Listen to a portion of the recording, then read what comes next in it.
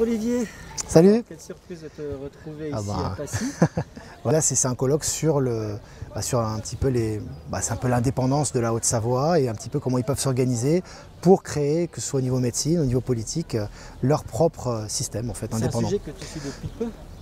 Oui, c'est pas, c'est pas un sujet forcément que je parle beaucoup, mais bon, ça reste quand même la souveraineté, retrouver le pouvoir politique, spirituel, médical, et je pense que ça va vraiment dans le même cercle, quoi.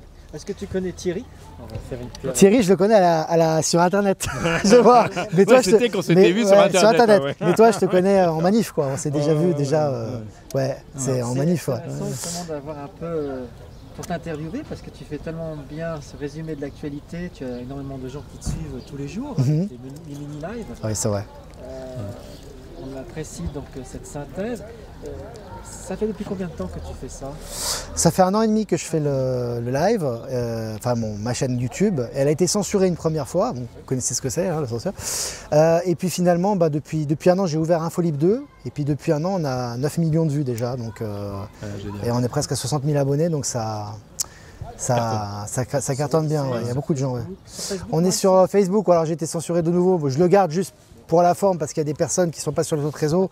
Mais franchement, voilà. Sinon sur Telegram, surtout le fil d'actu. Là par contre, on a 18 000 abonnés et on envoie 24 sur 24 des informations que moi que je parle dans mes lives. Alors 1 an et demi après, ton ressenti, est-ce qu'on arrive à la fin d'un système? Est-ce que c'est ce que tu t'attendais? Ou alors tu dis, on n'en est pas encore sorti, il faut qu'on soit vigilant? Alors, moi, j'aime pas justement, alors j'ai fait justement une live là-dessus, j'aime pas dire il faut qu'on en soit vigilant parce que j'ai l'impression qu'il y a un peu, alors moi c'est la sensation que j'ai, il y a un peu la peur derrière.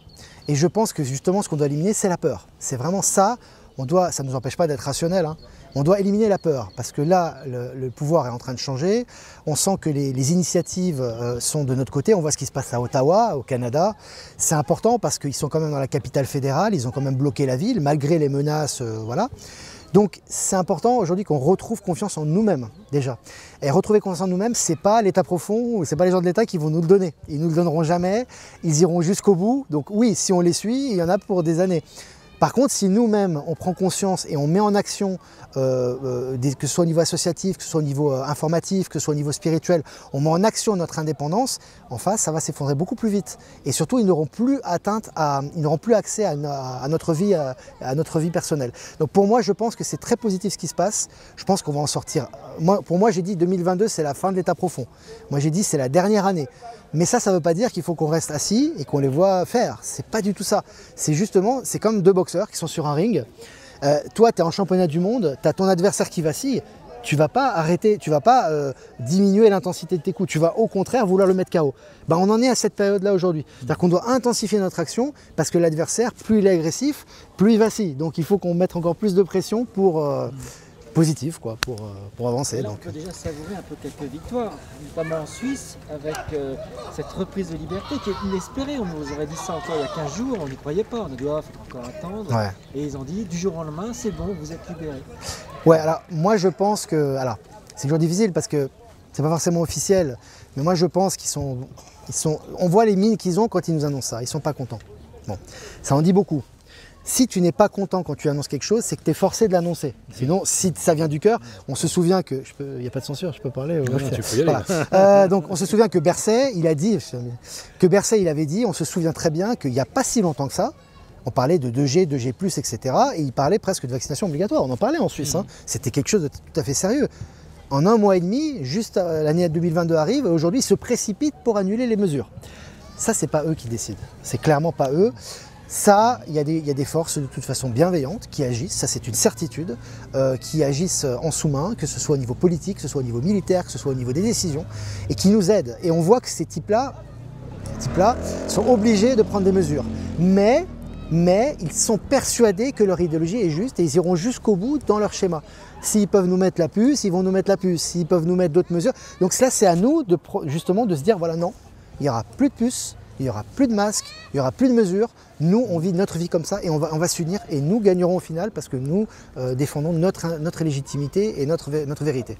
On est en train d'observer, en écoutant ce que tu dis, on est en train d'observer en fait que la prophétie, on pourrait presque parler de prophétie de la Boétie, Étienne de la Boétie, quand il nous disait face à vos dirigeants, pourquoi vous croyez plus petit qu'eux, c'est parce que vous êtes à genoux.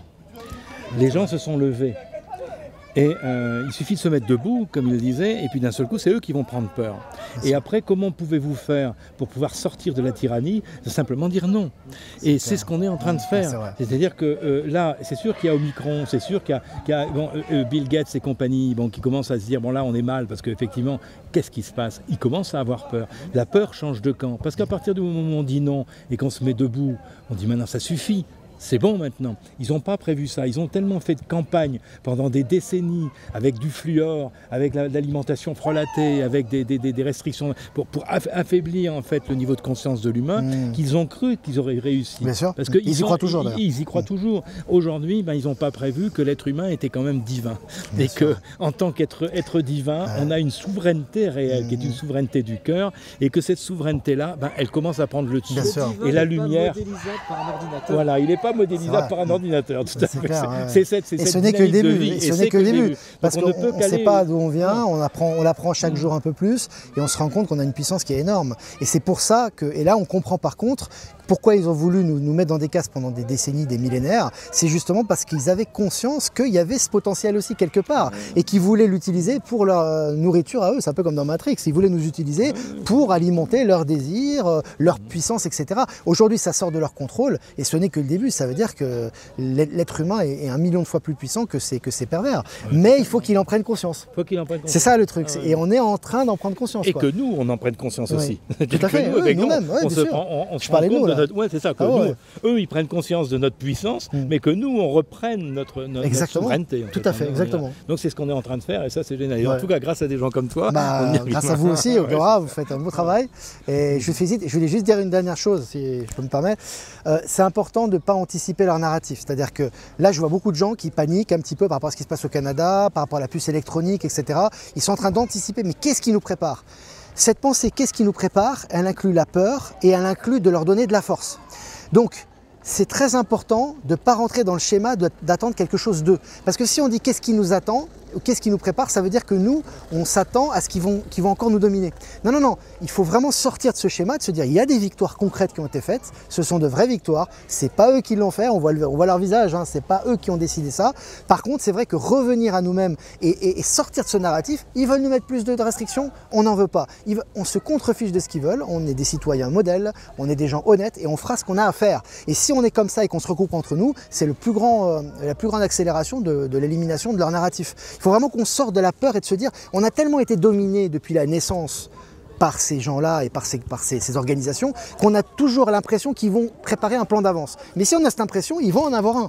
Donc il faut prendre conscience que couper leur plan d'avance, c'est sortir de leur égrégore en fait. Donc il faut qu'on arrive nous-mêmes à se dire non, non, mais peu importe ce qu'ils disent quoi. Et là c'est fort.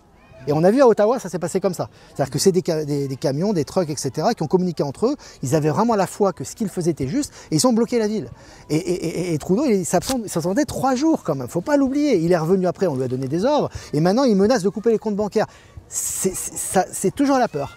On est dans la peur, etc. pour les couper parce que l'élan, il est énorme. Il ne pourra pas couper le compte bancaire de milliers de personnes ou de dizaines de milliers. En Autriche aussi, avec l'obligation vaccinale. Tout le monde devait le faire, des grosses amendes, et finalement, ils reculent aussi. Tout à fait. Et moi, j'avais dit en Autriche, là, j'avais dit, je n'étais pas le seul à le dire, mais en Autriche, j'avais dit, c'est du bluff, parce qu'ils avaient décidé justement cette obligation vaccinale. Déjà, pourquoi tu ne la fais pas maintenant? Pourquoi il dit, c'est dans 2 mois? Si tu veux obliger les gens, il faut les obliger tout de suite. Moi, j'ai envie d'obliger ma fille à faire quelque chose, ou lui dire quelque chose, je ne vais pas attendre 1 heure, je vais lui dire tout de suite. Donc, eux, en fait, si vous voulez, ils savaient très bien que c'est toujours la peur. On est toujours dans le domaine de la peur. C'est quand les militaires, on se souvient qu'il y a eu des militaires qui ont manifesté contre les mesures vaccinales. On s'en souvient, c'était en Autriche, c'était à la fin de l'année dernière. On a eu des images de ça. Donc c'est juste à ce moment-là que, comme par hasard, ils disent obligation vaccinale dans 2 mois. C'est pas logique, c'est pas logique. Ils devraient calmer les esprits et puis leur mettre un petit peu plus profond. Voilà. Donc c'est pour ça que j'ai dit, moi dès le départ, j'ai vu arriver, j'ai dit, ils vont pas le faire. Simplement, ils veulent que vous vous vacciniez avant, en anticipant leur narratif. On est toujours dans le même processus. Je ne peux pas rester plus longtemps, je suis désolé.